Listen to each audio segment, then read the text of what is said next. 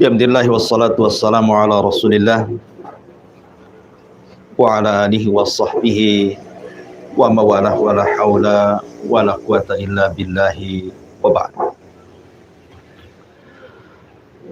Alhamdulillah di siang ini kita bisa duduk di warung Sunda Sawargi ini dan kita bisa melanjutkan kajian sebagaimana biasa, kajian bulanan. Dan pembahasan di siang ini kita akan membahas tentang surat-surat dakwah Rasul kepada para raja di zaman Nabi SAW. Pembahasan ini sangat menarik karena nanti banyak sejarah, banyak juga pelajaran-pelajaran yang kita bisa petik dalam sejarah Nabi SAW. Apalagi bertepatan dengan bulan Rabiul Awal, artinya bulan ini adalah bulan sejarah. Ada 3 peristiwa besar di bulan ini. Pertama, lahirnya Rasul. Yang kedua, hijrahnya Rasul. Yang ketiga, wafatnya Rasul, semua di bulan Rabiul Awal. Tapi kalau kita cerita tentang kelahiran Rasul sampai wafatnya, tentu usia kita sudah pupus, tapi sejarahnya belum selesai. Karena tidak bisa digambarkan dengan rinci dan detail bagaimana sejarah Nabi yang sangat menakjubkan itu. Tapi kita akan ambil sisi kecil dari sejarah ini tentang dakwah Rasul kepada para raja. Ma'asyiral muslimin wal muslimat rahimani wa rahimakumullah. Ada 4 raja yang kita akan kisahkan di sini. Pertama, Najasyi, raja Ethiopia. Kemudian yang kedua, Herakli, raja Romawi. Kemudian yang ketiga, Muqawqis, raja Mesir. Dan yang terakhir adalah Kisra, raja Persia. Siapa di antara raja-raja ini yang tertarik dan masuk Islam? Dan siapa yang justru menentang risalah Rasul dan berakibat dengan kehancuran kerajaannya? Pertama kita akan cerita Raja Ethiopia dulu. Raja Ethiopia itu gelarnya adalah An-Najasyi. Najasyi itu gelar.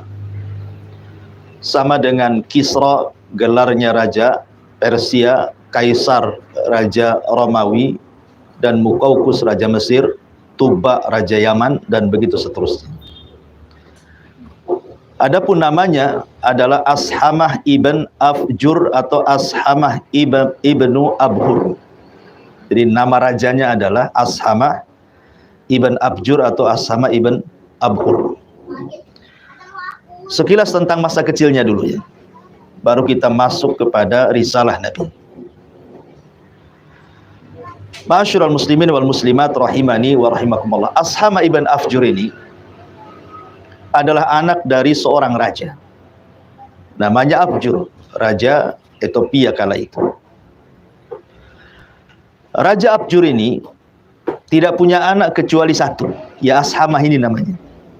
Dan masih kecil ketika itu. Kemudian si Afjur ini, Raja Afjur ini punya saudara laki-laki. Anaknya banyak, 12. Kemudian ada gelombang politik dari saudara dari Afjur ini. Orang-orang yang kemudian haus dengan kekuasaan, mereka menghasut saudara dari Afjur ini. Ini kalau seandainya Raja Afjur ini meninggal, yang mewariskan masih kecil, Ashamah. Dan kayaknya dia tidak layak jadi raja. Bagaimana kalau kita tumbangkan saja? Anak-anakmu banyak. Jadi kalau engkau meninggal pun stok rajanya banyak gitu maksudnya. Entah kenapa setan kemudian masuk ke saudaranya. Akhirnya terjadi pembunuhan. Dibunuhlah Afjur ini, Raja Afjur ini, ayahanda daripada Ashamah ibn Afjur ini. Secara otomatis kemudian ketika rajanya meninggal, maka saudaranya yang menjadi pengganti raja, karena anak-anaknya masih kecil semua. Baik Ashamah masih kecil, belum balik. Kemudian juga anak-anak saudaranya pun masih kecil-kecil semuanya. Jadi secara otomatis kekuasaan jatuh ke tangan adiknya. Padahal dia otak pembunuhan. Begitulah politik kejam. Akhirnya kemudian setelah berlalunya waktu, Ethiopia terancam dengan serangan musuh. Dia akan diserang oleh musuh. Akhirnya kemudian sebagian orang-orang yang disuruh untuk membunuh anak itu datang kepada raja yang baru ini, mengatakan, wahai raja, sekarang putra daripada Afjur ini engkau yang merawatnya. Bagaimana kalau seandainya dia sudah besar, kemudian mengetahui kami yang membunuhnya? Apa kami tidak dibantai nanti? Jadi raja mengatakan, lalu apa yang kalian inginkan? Bagaimana kalau kita bunuh juga, supaya hilang jejak pembunuhannya?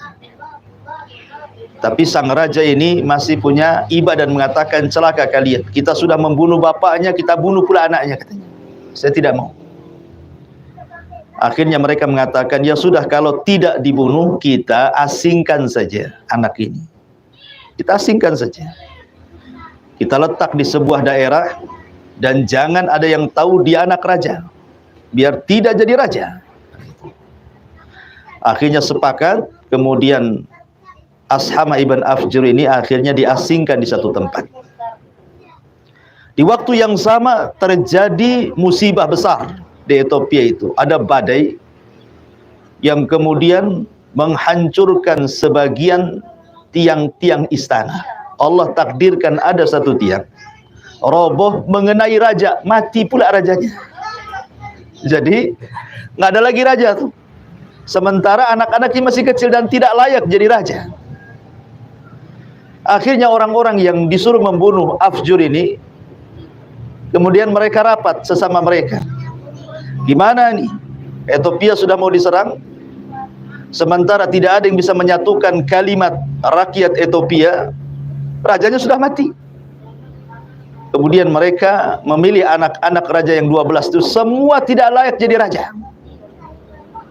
Tetapi kemudian mereka terfikir dengan Ashamah ibn Afjur yang memang Allah anugerahkan kecerdasan anak ini di atas rata-rata. Cerdasnya Ashamah ini, walaupun usianya masih remaja ketika itu. Terpaksalah mereka menjemput kembali. Dia carinya Ashamah yang sudah diasingkan itu, dijemput kembali. Kemudian disuruh dan dinobatkan menjadi raja baru Ethiopia. Subhanallah, kuasa Allah, walaupun dia anak-anak masih remaja, tetapi di atas kekuasaannya dia menguasai dan mempersatukan negara Ethiopia sehingga bisa melawan musuh-musuhnya. Bahkan Ethiopia menjadi kerajaan yang makmur saat dipegang oleh Ashamah ini. Setelah dia dewasa, negaranya makmur, melebihi raja-raja sebelumnya, dan dicintai rakyatnya. Karena Ashamah ibn Afjur di pengasingan itu, dia belajar kepada seorang pendeta yang fanatik dengan ajaran Isa bin Maryam. Jadi agamanya kuat, gitu ya. Itulah kadang-kadang agama mempengaruhi kekuasaan. Kalau orang berkuasa tidak punya agama, amburadul. Coba saja. Kalau yang memegang negara ini tidak punya agama, ikhwan, semua halal kan? Boleh saja semua. Lah itu kilasan daripada kisah Ashamah ibn Afjur di waktu kecil dan sampai menjadi raja. Lah di zaman Nabi SAW, ketika Nabi SAW di permulaan dakwah, itu kan sahabat tidak tahan dengan siksaan yang diderita oleh sebagian sahabat yang betul-betul sebagian mereka ada yang sampai mati syahid. Seperti siapa? Keluarga Ammar ibn Yasir kan dibunuh sama Abu Jahal. Dan keluarga ini keluarga yang mati syahid pertama dalam Islam. Bahkan Khabbab ibn Arat sempat datang kepada Rasul yang ketika itu sedang duduk di kiswah Ka'bah, menyandar Ka'bah. Datang Khabbab itu dan mengatakan sambil menangis, karena Khabbab ini seorang budak yang setiap hari disiksa oleh majikannya dan disunduti dengan besi panas sampai tidak ada satupun badan kecuali lubang karena tusukan besi panas. Khabbab. Jadi Khabbab ini mengatakan kepada Rasulullah, "Ya Rasulullah, ala tad'u lana, ala tastaghfir lana." Rasul, cobalah berdoa kepada Allah, segerakan kemenangan ini kepada kita. Tentu permintaan itu kan sesuai dengan fakta. Orang-orang Quraisy kan kuat, para sahabat masih sedikit. Ya, bukan tidak mustahil, tetapi kan secara logika tidak mungkin. Makanya Nabi SAW mengatakan kepada Khabbab, "Ya Khabbab, ingat umat-umat dulu juga ketika mempertahankan akidah mereka, mereka pun mendapatkan penderitaan yang jauh lebih hebat dibandingkan kita. Ada yang dikubur hidup-hidup, tidak pun mereka meninggalkan agamanya. Ada yang digergaji, dibelah menjadi dua, itu pun tidak meninggalkan agamanya. Ada yang disisir dengan sisir besi sehingga antara daging dan juga tulangnya terpisah, pun tidak meninggalkan keimanannya. Tenang wahai Khabbab, kemenangan itu akan datang. Sampai ada orang yang berjalan dari Son'a ke Hadraul Maut, tidak ada yang takut kecuali kepada Allah." Kemudian karena melihat setelah Khabbab ini meminta kepada para sahabat Nabi SAW, bagi yang tidak kuat tinggal di Mekah, silahkan kalian hijrah.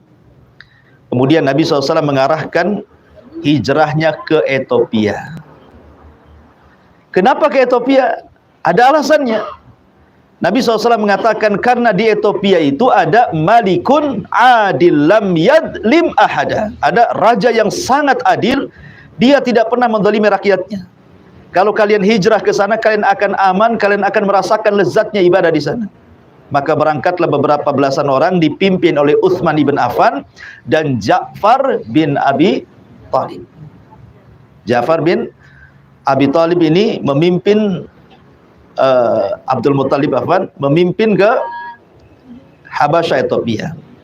Sesampainya di Ethiopia, betul, sahabat yang hijrah pertama kali ini luar biasa. Mereka bisa merasakan nikmatnya ibadah, mereka tidak diganggu, dan begitu seterusnya. Namun orang-orang musyrik itu gerah juga, tidak terima kalau seandainya ada orang-orang Mekah yang kemudian hijrah ke negeri lain beribadah sesuka mereka gitu.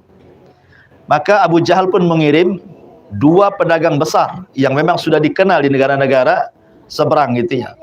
Pertama Amr ibn As radhiyallahu anhu sebelum masuk Islam, itu pedagang besar gitu ya. Kemudian Abdullah ibn Rabi'ah, dua-duanya pedagang besar. Abu Jahal kemudian menyarankan agar jemput orang-orang Mekah yang ada di Ethiopia, kasih hadiah para menteri dan rajanya, katakan mereka berada di atas agama sesat. Berangkatlah kemudian Amr ibn As ini dan Abdullah ibn Rabi'ah ini menuju Ethiopia. Sesampainya ke Ethiopia, maka dia membagi-bagi hadiah kepada menteri-menteri yang memang mereka para penjilat, supaya memulangkan orang-orang itu. Tetapi sebelumnya kemudian Amr ibn As dan Abdullah ibn Rabi'ah ini sudah menyediakan hadiah besar untuk Najasyi. Karena masalahnya sahabat-sahabat ini dilindungi oleh raja. Ketika sampai di hadapan Najasyi, maka Amr bin As berdialog dan mengatakan, "Wahai raja, ini orang-orang Mekah yang ada di sini semua sesat. Mereka meninggalkan agama kami dan mereka juga tidak beragama dengan agama kalian. Sebaiknya pulangkan saja, sebagai imbalannya nih hadiah banyak sekali." Sekali lagi, Najasyi ini orang cerdas. Dia kuat belajar agama Nasrani, sehingga kan tidak sembarangan main memulang-mulangkan orang kan gitu ya. Gak bisa, harus dialog dulu. Apa agamanya? Kenapa kemudian dia disesatkan? Kenapa plus dipulangkan kembali ke Mekah? Akhirnya dikumpulkan semuanya. Yang ketika itu dialog dipimpin oleh Ja'far ibn Abdul Muttalib ini. Kemudian Najasyi bertanya soal ajaran yang dibawa oleh Ja'far, Utsman dan para sahabat yang hijrah ke Ethiopia ini. Apa yang diajarkan Nabi yang menurut kalian itu adalah Nabi akhir zaman itu? Disinilah teksnya begini bunyinya. Ayyuhal malik, kunna qauman ahlal jahiliyati na'budul asnama wa na'kulul maita wa na'til fawahisha wa naqta'ul arhama wa nusi'ul jiwar wa ya'kul al-qawi minadh dhaif. Wahai raja, kami dulu ini orang jahiliyah, orang bodoh. Kami menyembah berhala, kami memakan bangkai, kami berzina, kami memutus silaturahim, buruk pergaulan dengan tetangga, yang kuat menindas yang lemah. Hatta ba'atsallahu ilaina rasulan, sampai kemudian diutus kepada kami seorang rasul. Na'rifu nasabahu, kami tahu nasabnya seperti apa. Wasidqahu, kejujurannya seperti apa. Wa amanatahu, amanahnya seperti apa. Wa afafahu, penjagaan dirinya seperti apa. Pada'ana ilallahi linuwahidahu, maka Rasul itu menyeru kami untuk mentauhidkan Allah. Kemudian wa amarana bisidqil hadis, dan memerintahkan kami untuk berkata-kata jujur. Wa adail amanati, untuk melaksanakan amanah. Wasilatir rahimi, untuk menyambung silaturahim. Wa husnil jiwar, baik kepada tetangga. Wal kaf anil maharim wad dima, dan juga mencegah kami untuk melakukan hal-hal yang diharamkan, termasuk juga melarang kami untuk mencucurkan darah dalam pembunuhan. Wa nahana an malil yatim wa qadfil muhsanati, dan melarang kami untuk memakan harta anak yatim, menuduh wanita baik-baik berzina. Wa amarana an na'budallaha wahda wa la nusyrika bihi syai'a, dan memerintahkan kami untuk menyembah Allah, tidak menyekutukan Allah. Wa amarana bis salati waz zakati wasyam, memerintahkan kami untuk salat, zakat, puasa. Kemudian dia pun menyebutkan kebaikan-kebaikan yang diajarkan Rasul kepada para sahabat ini. Kemudian mereka mengatakan, tiba-tiba orang-orang ini, maksudnya Amr ibn As dan Abdullah ibn Rabi'ah ini, ya.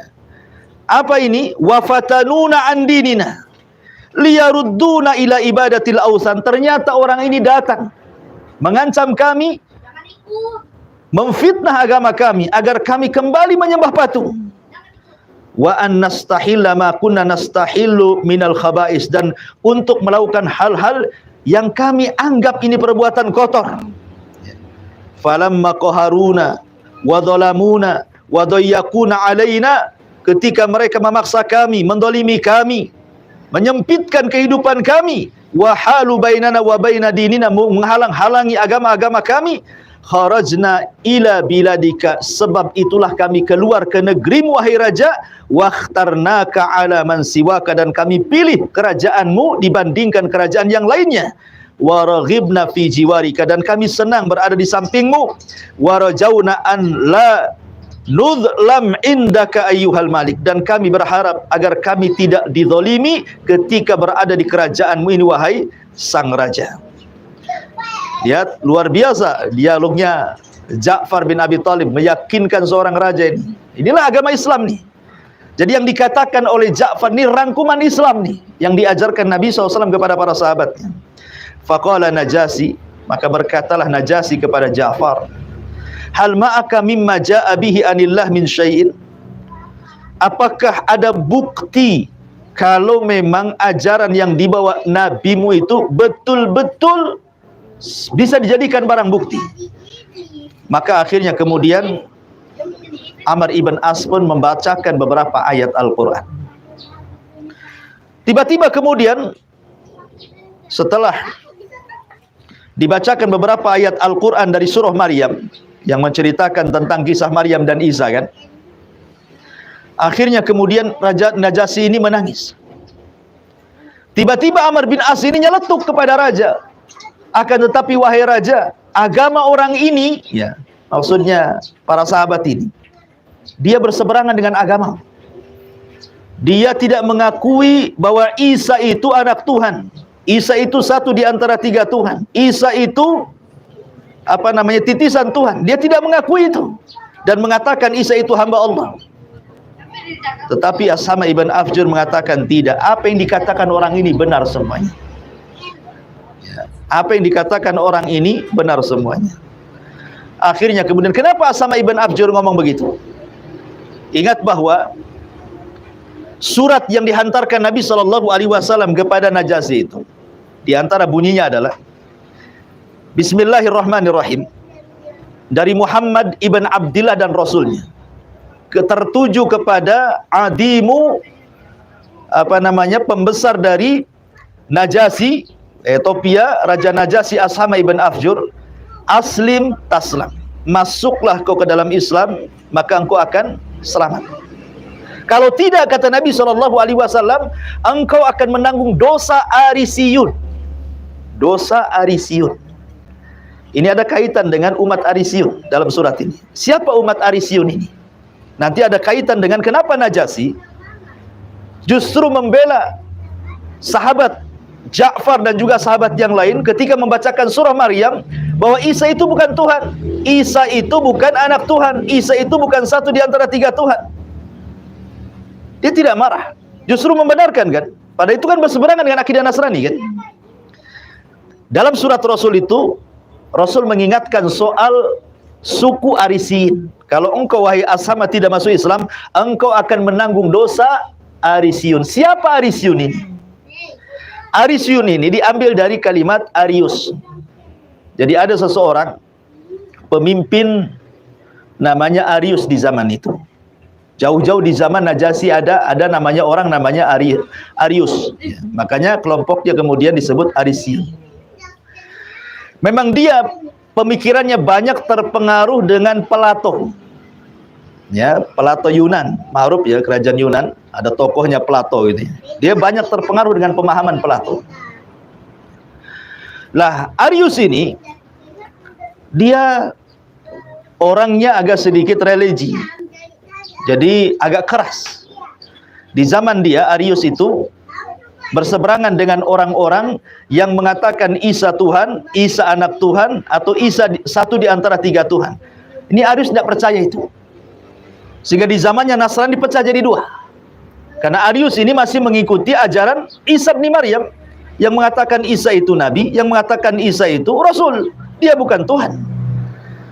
Akhirnya kemudian berseberanganlah dengan orang-orang yang mengatakan seperti itu. Karena di zaman itu ma'asyiral muslimin yang dimuliakan Allah Subhanahu wa taala, ya, di zaman Arius inilah baru terjadi taslis tadi. Jadi sejarah kenapa orang Nasrani mengatakan taslis Isa itu satu di antara tiga Tuhan, lah munculnya itu di zaman Arius ini pemahaman ini. Ya, berseberangan dengan Arius. Lah orang-orang Arius ini rata-rata mereka orang-orang lemah, orang-orang miskin, mereka falahun, kerjanya para petani. Lah di zaman Ashama ibn Afjur, orang-orang Arius ini justru kemudian menjadi orang-orang besar di Habasyah, menjadi orang-orang dekatnya siapa? Ashama ibn Afjur. Makanya pemahaman Raja Najasyi itu mengikuti pemahaman Arius, ya, pemahamannya Arius yang kemudian dibawa oleh anak turunannya dan menjadi orang-orang dekat Najasyi. Makanya Najasyi ketika dibacakan surah Maryam, dia membenarkan.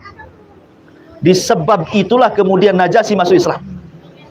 Maka ini raja yang pertama masuk Islam, ya, di zaman itu yang mendapatkan surat Nabi sallallahu alaihi wasallam. Cuman sayang dia menyembunyikan keislamannya dan tidak mau mengajak umat Ethiopia untuk masuk Islam.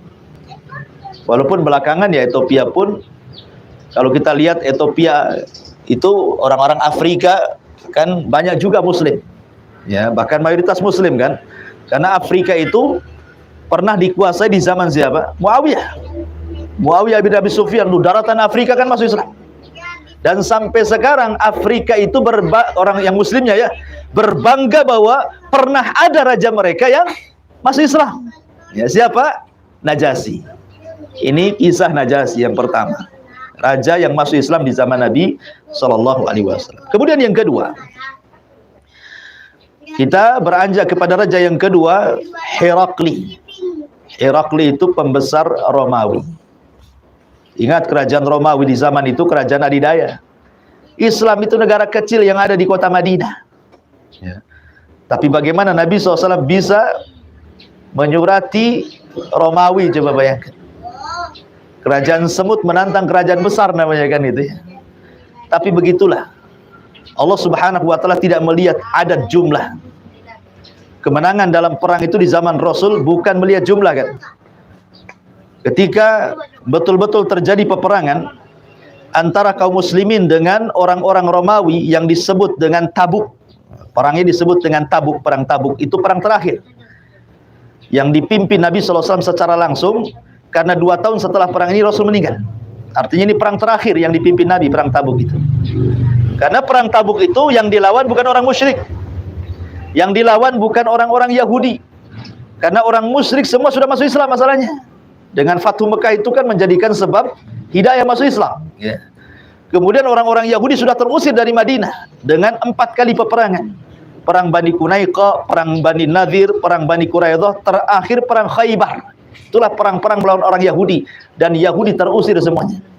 Tidak ada di Madinah satupun jiwa Yahudi, sehingga betul-betul murni Madinah itu sudah menjadi negara Islam, dan Mekah juga sudah menjadi negara Islam, sehingga lawannya bukan musyrik Arab lagi, karena musyrik Arab sudah masuk Islam. Lawannya bukan Yahudi lagi karena sudah terusir. Lawannya negara terberat di zaman itu ya. Afwan ini ya, ada yang ini ya, ini handphone. Jadi negara terberat gitu, karena di zaman itu kan ada 2 negara terberat ya. Pertama Persia. Persia ini lebih luas dibandingkan Romawi. Persia ini nanti saya jelaskan.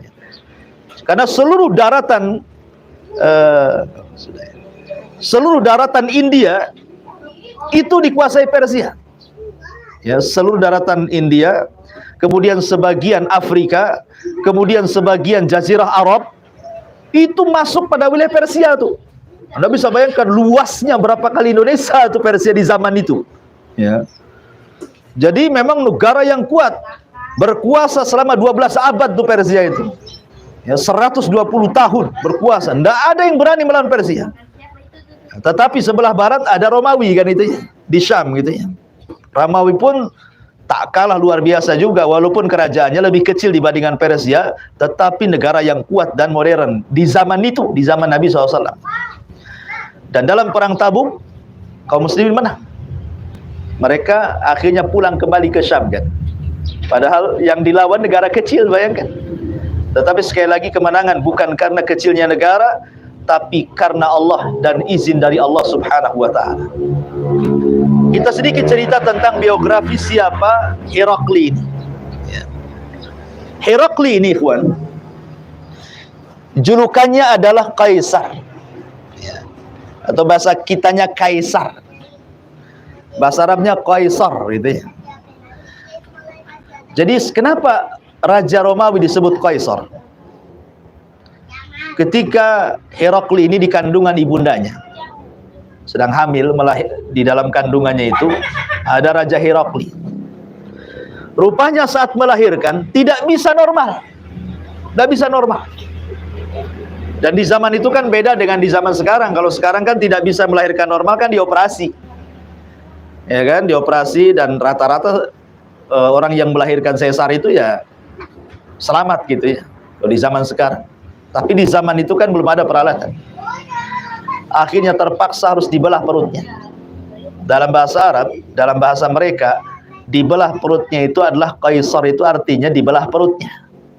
Makanya rajanya nanti disebut Kaisar gitu ya. Karena ketika melahirkan dibelah perutnya, diambil, ibunya meninggal. Makanya kemudian disebut Kaisar. Namanya Herakli. Bayinya namanya Herakli. Tapi rajanya disebut Kaisar karena tadi pembedahan tadi dengan membelah perut itu. Maka sejak itulah Romawi kemudian rajanya dijuluki dengan Kaisar. Masyarul muslimin yang dimuliakan Allah Subhanahu wa taala. Raja Romawi ini ada sedikit memiliki ilmu ramal. Jadi dia mempelajari ilmu sedikit perdukunan, Herakli. Yang kedua, dia pun suka membaca kitab Taurat dan Injil. Jadi betul-betul dia juga orang religius juga gitu ya. Ya kuatlah dengan ajaran kitab-kitab lama. Dengan ajaran Isa dan juga Musa itu sangat ditekan sekali oleh Herakli ini. Jadi suatu ketika Herakli ini bermimpi, ikhwan. Dalam mimpinya kerajaannya tumbang. Dalam mimpinya itu kerajaannya tumbang. Yang menumbangkan adalah kaum yang semuanya disunat, dikhitan. Yang menumbangkan kerajaan itu semua dikhitan, disunat. Dan itu mimpi berkali-kali itu. Karena dia juga memiliki sedikit dunia ramalan, gitu ya. Ditambah-tambah juga dia membaca kitab-kitab Taurat, Injil gitu ya. Jadi dia kemudian terpikir, kemudian berusaha untuk meminta nasihat kepada penasihat spiritualnya itu. Dikumpulkan dukun-dukun, para peramal, orang-orang cerdas, orang-orang hebat, kemudian berusaha diajak mentakwilkan mimpinya. Saya sering bermimpi bahwa kerajaan saya akan tumbang, yang menumbangkan orang-orang yang dikhitan, yang disunat. Akhirnya orang-orang Herakli ini mengatakan, setahu kami orang-orang yang disunat itu orang-orang Yahudi. Memang ada sebagian orang-orang Yahudi tinggal di Syam. Kalau engkau mau, wahai raja, kita bantai saja orang Yahudi itu, seperti Firaun membantai Bani Israel. Kan Firaun bermimpi bahwa kekuasaannya akan tumbang di tangan anak Bani Israel kan. Habis itu Firaun kan melakukan pembantaian kan gitu ya, membunuh anak-anak kecil yang tidak berdosa, entah berapa ribu anak dibunuh Firaun. Jadi mereka merencanakan, kalau engkau takut dengan kaum yang dikhitan, dan setahu kami kaum yang dikhitan itu adalah orang-orang Yahudi, kita bantai saja orang-orang Yahudi katanya. Kalau engkau mau, wahai Tuhan. Kata Herakli, tunggu dulu. Lah di waktu yang sama, Abi Sufyan yang ketika itu masih kafir, ya, membawa 30 anak buah kafilah dagangnya berada di Syam, di kerajaan Herakli sedang berniaga. Kemudian terdengar bahwa orang-orang yang datang dari Arab pun mereka dikhitan, disunat juga katanya. Sampailah berita ini kepada Herakli. Di waktu yang bersamaan datang surat Nabi. Nah, gitu ceritanya. Siapa yang membawa? Dihyatul Kalbi. Membawa surat Nabi SAW lewat Dihyatul Kalbi. Isi suratnya ya sama sebagaimana isi surat kepada yang lainnya. Bahwa ini surat dari Muhammad ibn Abdullah dan Rasulnya kepada Adimur Rum, pembesar Romawi, Herakli, aslim taslam, masuk kau ke dalam Islam, selamat kamu. Kemudian panjang isi surat itu, intinya mengajak Herakli untuk masuk ke dalam Islam. Jadi kemudian dia berusaha untuk datang ke pendeta-pendeta, termasuk kepada pendeta yang paling besar yang menjadi rujukan di Romawi ketika itu. Ini gimana nih surat ini? Subhanallah. Rupanya rahib yang akbarnya itu, pendeta yang paling besarnya di zaman itu, membenarkan pula surat itu. Makin yakin Herakli ini, wah ini mimpi saya ini menjadi kenyataan nih. Ya, karena surat itu kemudian dibenarkan oleh rahib akbarnya gitu ya di sana. Kemudian ketika mereka mendengar bahwa ada orang-orang Arab, karena surat itu kan dari Arab, kebetulan ada orang Arab di situ, ya, yang sedang berniaga dipimpin oleh Abi Sufyan. Kata Herakli, tangkap orang-orang itu. Ditangkaplah Abi Sufyan dan 30 orang-orang yang ikut berniaga dengan Abi Sufyan ke Syam. Kemudian dihadapkan kepada Herakli. Jadi Herakli ingin mencocokkan surat dengan orang-orang Arab di sini, karena mereka pun datang dari Mekah dan datang dari sekitar Hijaz, Mekah, Madinah kan itu ya. Sementara yang ngirim surat ini orang Mekah, maksudnya Nabi SAW. Maka raja mulai bertanya kepada siapa? Abi Sufyan. Ya. Siapa di antara kalian yang paling dekat nasabnya dengan yang mengantarkan surat ini, yang ngaku Nabi? Maka 30 orang mengisyaratkan orang ini. Maksudnya siapa? Abi Sufyan. Ini yang paling dekat nasabnya. Akhirnya dipanggil Abi Sufyan sama Herakli, kemudian ditanya. Di antara pertanyaannya, kaifa nasabuhu fikum? Saya ingin tanya, macam mana nasab orang yang ngirim surat ini? Maka Abi Sufyan mengatakan, huwa fina du nasab. Maksud anda itu adalah Muhammad yang ngirim surat. Iya. Gimana nasabnya? Dia memang orang yang punya nasab yang mulia di kabilahnya. Kemudian ditanya lagi, fahal qala hadzal qaula minkum ahadun qattun qabla? Apakah ada orang sebelum orang yang ngirim surat ini yang pernah ngaku nabi juga, yang semakna dengan orang ini? Jangan-jangan dia niru orang lain. Ada nggak di Mekah sebelumnya orang ngaku nabi? Apa cuma orang ini saja yang ngirim surat yang ngaku nabi gitu maksudnya? Maka Abi Sufyan mengatakan tidak. Belum ada sebelumnya orang yang ngaku nabi kecuali dia, katanya. Ya.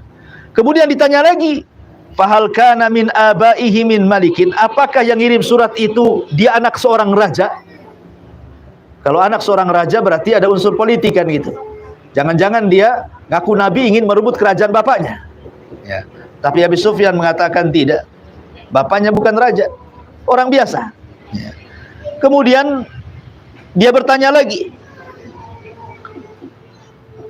Kemudian fahal kana min abaihi min malik qultu la qala fa asrafun nas yattabi'unahu am du'afa'uhum. Saya mau tanya lagi. Sekarang para pengikut orang yang mengirim surat itu kebanyakan orang-orang kaya atau orang lemah? Maka kemudian Abi Sufyan mengatakan bal du'afa'uhum, bahkan orang lemahnya. Yang banyak mengikuti nabi ini adalah orang lemahnya. Kemudian raja bertanya lagi, ayaziduna am yankusun? Apa pengikutnya sekarang makin bertambah ke makin berkurang? Maka Abi Sufyan mengatakan bal yazidun, bahkan makin bertambah dan bertambah banyak. Qala, kemudian raja ini mengatakan, Herakli ini, fahal yartad ahadun minhum? Apakah sampai sekarang ada para pengikutnya yang murtad? Kata Abi Sufyan tidak ada. Kalau sudah masuk ke agama orang ini, susah untuk murtad katanya. Kemudian Abi Sufyan bertanya lagi, Herakli bertanya lagi kepada Abi Sufyan, fahal kuntum tattahimunahu bil kadhib qabla an yaqula maqal? Apakah sebelum orang ini mengaku nabi, pernah enggak dia mengucapkan kalimat-kalimat dusta? Kata Abi Sufyan, tidak. Aku tidak pernah mendapatkan dari lisannya sebelum menjadi nabi dia seorang pendusta. Jujur Abi Sufyan. Sebenarnya Abi Sufyan itu ketika ngomong begitu itu harus yakin bahwa Rasul itu seorang nabi kan begitu. Dia mengakui dia bukan seorang pendusta gitu. Kemudian kata Herakli mengatakan, fahal yaghdir? Apakah dia pernah berkhianat? Kata Abi Sufyan, lah, dia tidak pernah berkhianat. Kemudian dia mengatakan, apakah kalian memeranginya? Fahal qataltumuhu? Apakah kalian memerangi orang yang ngaku nabi di Mekah ini? Kata Abi Sufyan, ya, kami memeranginya. Kemudian Herakli bertanya lagi, fa kaifa kana qitalukum iya? Bagaimana perangnya? Maka Abi Sufyan mengatakan, perang di antara kami terus berlangsung sampai hari ini. Kadang kami yang menang, kadang kami yang kalah. Ya. Kemudian raja mengatakan, apa yang dimaukan orang ini kepada kalian? Madza ya'murukum? Maka Abi Sufyan mengatakan, dia meminta agar kami a'budullaha wahda, menyembah Allah semata. Wala tusyriku bi syai'an, dan tidak menyekutukan Allah dengan siapapun. Watruku ma yaqulu abaukum, tinggalkan apa yang dikatakan bapak-bapak moyang kalian. Wa ya'muruna bis salati wasidqi wal afafi wasilah, dimerintahkan untuk salat, untuk jujur, untuk menjaga diri, dan juga untuk menyambung silaturahim. Subhanallah. Ya. Rupanya terpengaruh dialog antara Abi Sufyan ini dengan raja ini membenarkan keyakinan selama ini raja tentang mimpinya. Jangan-jangan benar orang ini yang akan meruntuhkan. Kenapa? Karena setiap soalan yang ditanyakan kepada Abi Sufyan dan dijawab dengan benar itu cocok dengan kabar yang dihabarkan Rahib Akbar tadi. Rahib Akbar itu mengatakan begini-begini, ketika ditanyakan Abi Sufyan, kok semua sama gitu maksudnya ya. Makin bergetar lah ini Herakli, jangan-jangan ini benar pula mimpi saya gitu maksudnya ya. Akhirnya kemudian Herakli memanggil orang-orang dekatnya, para pembesar-pembesarnya, ingin menjelaskan bahwa yang ngirim surat ini memang nabi gitu maksud. Ini berdasarkan informasi dari Rahib Akbar dan dari pembenaran jawaban Abi Sufyan. Bisa dipahami ya. Kemudian akhirnya kata Herakli kepada para pembesarnya ini, saya sudah menanyai orang itu, maksudnya orang Arab, Abi Sufyan dan orang-orangnya itu. Bagaimana menurut kalian? Aku tanya kepada mereka tentang nasabnya.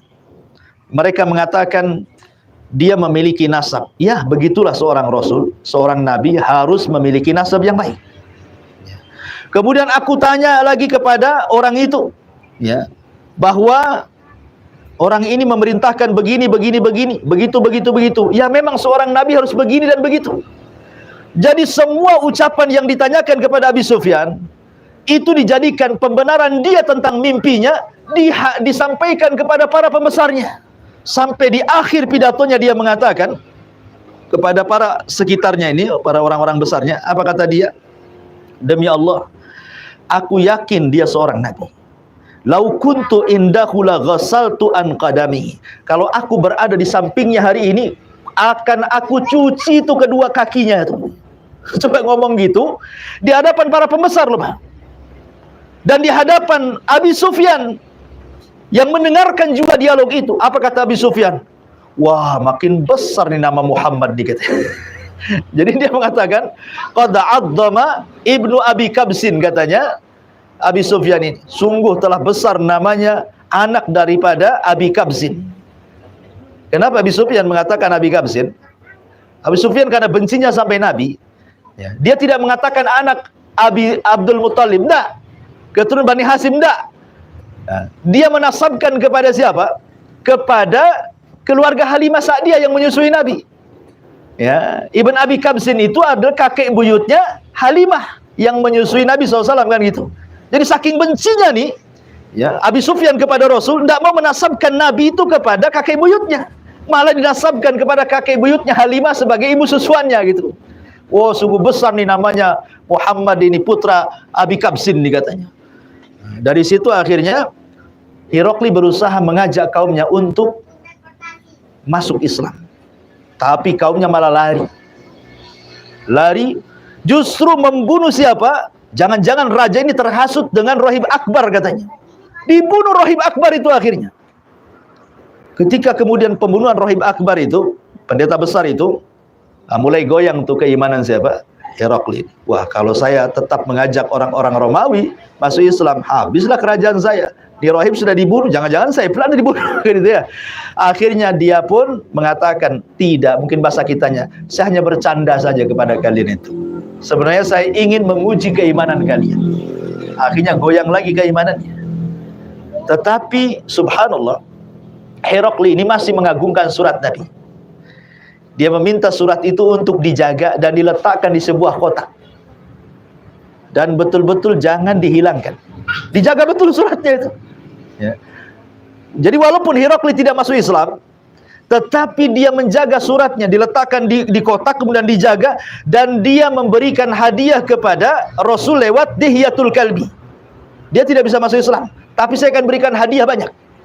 Kemudian suratnya disimpan baik-baik. Sebab suratnya disimpan itulah makanya Romawi tidak pernah hancur sampai sekarang, bahkan sampai kiamat dibangkitkan. Romawi tetap tegak sampai hari ini. Ya, bahkan di akhir zaman akan muncul orang-orang Romawi yang disebut dalam hadis itu Bani Asfar namanya. Ya. Jadi walaupun tidak masuk Islam, tapi sebenarnya sudah tertarik Islam juga gitu ya. Dari situ sebenarnya kerasulan Rasul kita Muhammad SAW itu sudah tersebar kemana-mana. Dan sebagian mereka yakin itu Nabi. Ini kisah yang kedua. Kisah yang ketiga, ini yang kemudian berani merobek surat Nabi. Kisra, Raja Persia. Saya ulangi tadi, Persia ini bukan negara kecil. Kalau boleh dibilang negara terluas di zaman itu melebihi Romawi dan musuh-musuhnya. Daratan India dikuasainya. Sebagian besar daratan Afrika, sebagian daratan Jazirah Arab, semua dikuasai Persia. Jadi secara wilayah dia luas, secara tentara dia kuat, dan 12 abad dia berkuasa. Tidak ada yang mengalahkan Persia. Di zaman Nabi SAW, ketika Nabi SAW sebelum hijrah, terdengar bahwa Romawi bersitegang dengan Persia. Romawi akan perang melawan Persia. Itu di zaman Nabi. Dan perangnya Romawi dengan Persia itu sampai ke Arab. Karena memang daerah Persia itu kan sampai ke sebagian jazirah Arab dikuasai. Kayak sekarang lah kan, Rusia, Ukraina kan terdengar tuh perang gitu ya. Nah, zaman itu gitu, ini negara besar nih. Ya, mau perang nih Romawi dengan Persia. Islam ini negara kecil, negara semut di Madinah. Kan itu. Mendengar negara besar mau perang. Rupanya betul-betul terjadi perang itu. Subhanallah, Romawi KO, kalah dengan Persia. Ketika Romawi kalah dengan Persia, orang-orang musyrik Arab itu semua senang. Tetapi orang-orang yang beriman, Rasul dan para sahabat semua menangis dan sedih. Kenapa? Ya kayak sekarang kita lihatlah perang Rusia Ukraina, lihat di buzzer-buzzer, di komen-komen di bawah itu. Kan walaupun kita nggak terlibat di sana, komennya ada yang bela Persia, ada yang bela Ukraina kan itu, ada bela Rusia kan itu ya, macam-macam buzzer-buzzer itu. Nah, di zaman itu juga ada dukung-dukungan tuh. Orang-orang musyrik Arab mendukung Persia karena dia menang gitu ya. Sementara orang-orang Islam semua mendukung orang Romawi. Kenapa kok dukung-dukungan di sini? Karena kemiripan dan kedekatan pemahaman akidah. Persia agamanya apa? Majusi, nyembah api. Orang-orang musyrik Arab agamanya apa? Nyembah berhala. Jadi sama-sama nyembah berhala kan itu ya. Cuman beda bahan yang disembah, satu nyembah api, satu nyembah batu. Tapi intinya sama, musyrik. Makanya ada kedekatan akidah di sini. Sementara Romawi itu Nasrani, diturunkan kepadanya Injil, diutus kepadanya Isa, sebagaimana Islam diutus kepadanya Rasulullah Muhammad SAW, diturunkan Al-Quran. Ada kemiripan, sama-sama agama dari langit. Ya kan, sama-sama agama dari langit. Nasrani juga agama dari langit, Islam juga agama dari langit. Sama-sama diutus Rasul, diturunkan kitab. Sementara orang-orang musyrik itu agama-agama berhala. Persia agama berhala juga, cuman yang satu nyembah api, satu nyembah pohon, nyembah batu, Lata, Uzza, Hubal, dan begitu seterusnya. Makanya kemudian orang-orang musyrik sesumbar dan mengatakan kepada para sahabat Rasul, lihat, sekarang Persia yang agamanya mirip dengan kami sudah mengalahkan Romawi. Sebentar lagi kami yang akan membantai kalian, katanya. Disinilah terjadi kisah antara Abu Bakar Siddiq radhiyallahu an dengan pembesar Arab, saya lupa namanya. Kemudian taruhan, kan karena ketika itu kan belum diharamkan judi ya. Jadi Abu Bakar taruhan dengan salah seorang musyrik, entah Abu Jahal entah siapa lah, lupa saya namanya. Kata Abu Bakar, kalian mengatakan bahwa Persia hari ini memenangkan Romawi. Ingat, sebentar lagi Romawi akan menyerang balik dan Persia akan kalah. Itu kata Abu Bakar. Akhirnya orang musyrik tidak, bahkan Persia akan menghabisi Romawi. Kemudian bagaimana kalau kita taruhan, katanya. Terjadilah taruhan antara Abu Bakar dengan seorang musyrik ini, pembesar musyrik ini. Kalau seandainya, kata Abu Bakar, beberapa tahun ke depan Romawi tetap tidak mengalahkan Persia dan tetap kalah, maka unta-untaku sebanyak sekian dan sekian ambil. Tapi kalau Romawi menang, sini unta kalian. Akhirnya taruhan ini dilaporkan kepada Nabi SAW. Ketika Abu Bakar Siddiq radhiyallahu an melaporkan perkara ini kepada Rasul, turun surah Rum. Apa? Ghulibati Rum fi adnal ardi min ba'di ghalabihim sayaglibun. Ghulibati Rum, Rum sudah dikalahkan. Rum sudah dikalahkan, Romawi dikalahkan Persia dari negeri yang terdekat dengan kita. Tetapi kata Allah Subhanahu wa taala, sebentar lagi akan terbalik. Mim ba'di ghalabihim sayaglibun. Setelah Romawi runtuh, Romawi justru akan kembali naik dan menumbangkan Persia. Itu Al-Qur'an yang mengatakan seperti itu. Berapa tahun Romawi akan bangkit dan mengalahkan Persia? Fi bid'i sinin.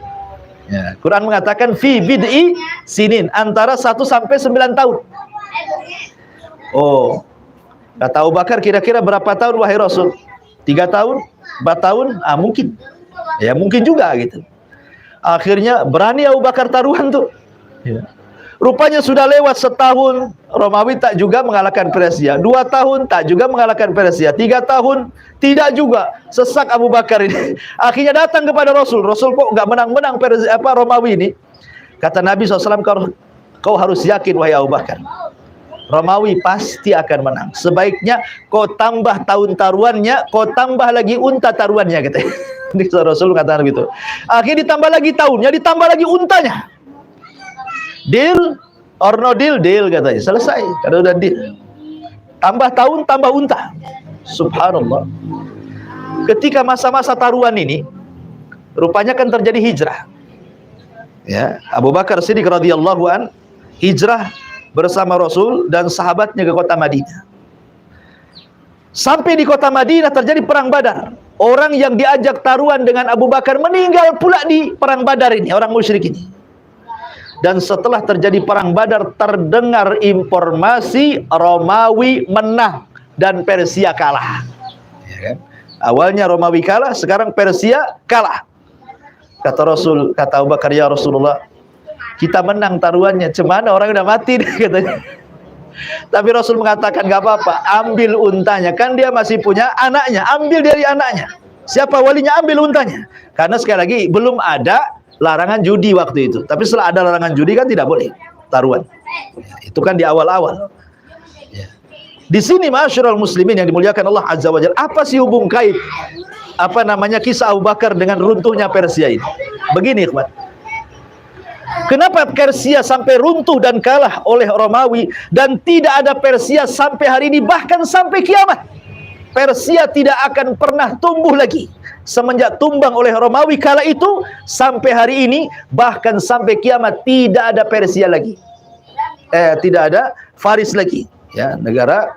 Akhirnya kemudian para ulama ingin berusaha menyingkap rahasianya. Kenapa? Rahasianya karena ketika Rasul mengutus utusan ke Persia, tiba-tiba utusannya dibunuh, dipenggal lehernya. Nggak boleh delegasi itu dibunuh, kan? Dibunuh sama rajanya, sama Kisra itu. Lebih daripada itu, suratnya dirobek-robek. Ya, dirobek-robek suratnya. Kemudian utusannya dibunuh, suratnya dirobek. Terdengar sama Nabi. Apa kata Nabi SAW? Sebagaimana engkau sudah merobek suratku dan membunuh utusanku, semoga Allah merobek seluruh kerajaan. Ini doa Nabi. Ya. Semoga engkau seluruh kerajaanmu dirobek oleh Allah. Sejak itulah maka doa Nabi SAW menjadi kenyataan. Saat Persia kalah dengan Romawi, Persia tumbang setumbang-tumbangnya, sehingga tidak ada lagi Persia sampai hari ini, bahkan sampai kiamat. Berbeda Romawi. Romawi masih ada sampai hari ini. Bahkan nanti hari kiamat, Romawi itu menjadi pusat perang, ya kan? Di mana orang-orang Nasrani di akhir zaman, di masa perang melawan Al-Mahdi itu menjadi pusat kekuatan mereka. Tapi Islam kemudian berhasil menyerbu sampai ke jantung kota Romawi nanti di akhir zaman. Artinya Romawi tumbuh sampai hari kiamat gitu ya, sampai kemudian tanda-tanda mendekati tanda-tanda kiamat besar. Tapi Persia tidak.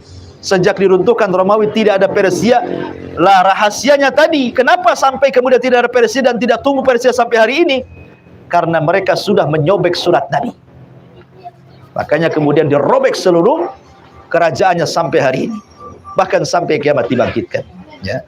Ini kisah Kisra sedikit. Dan yang terakhir tentunya Raja Mesir.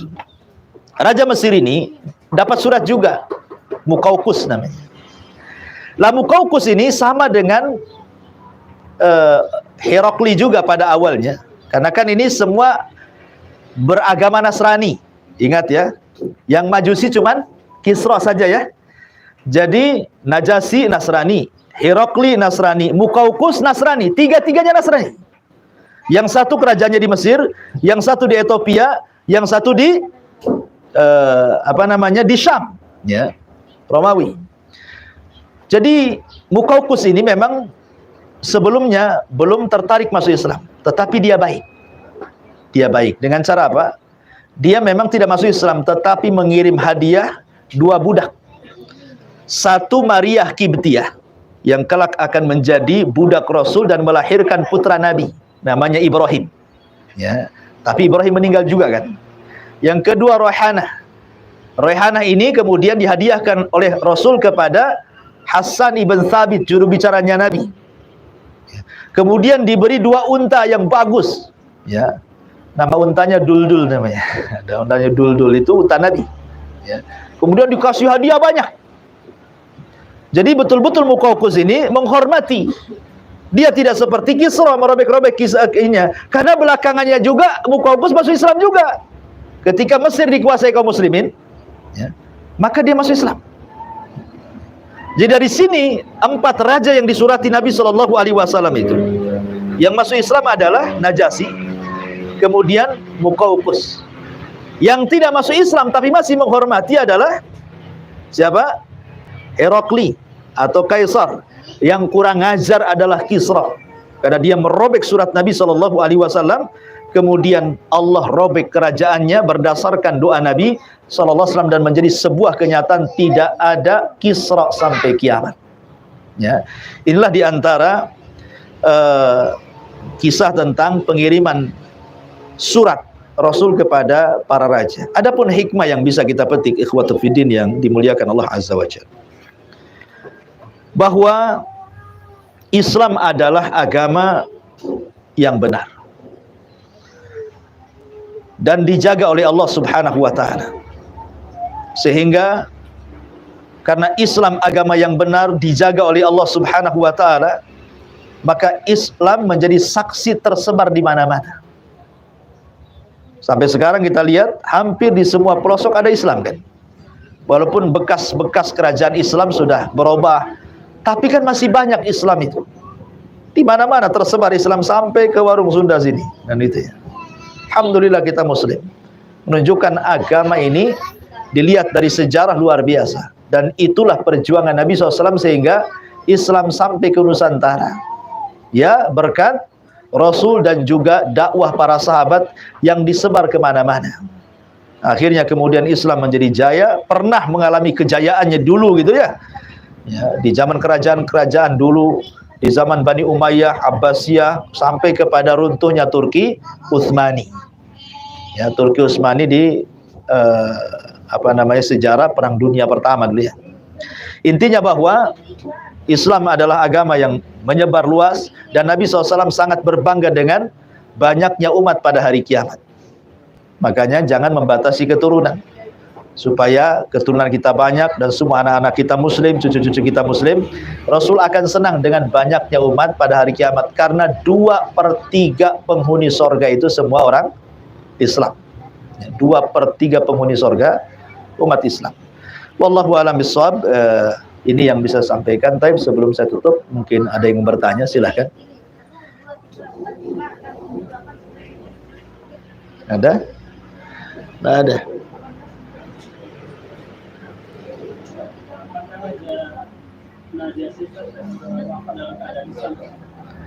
Najasyi, Raja Najasyi wafat dalam kondisi Islam, tetapi karena di kerajaannya tidak ada muslim, sehingga tidak ada yang menyalatkan. Maka Nabi SAW memerintahkan para sahabat di kota Madinah untuk melaksanakan salat gaib pertama. Itulah syariat kenapa ada salat gaib. Karena Rasul menyalat gaibkan Raja Najasyi. Alasannya kenapa? Karena Najasyi tidak disolatkan oleh orang-orang Ethiopia.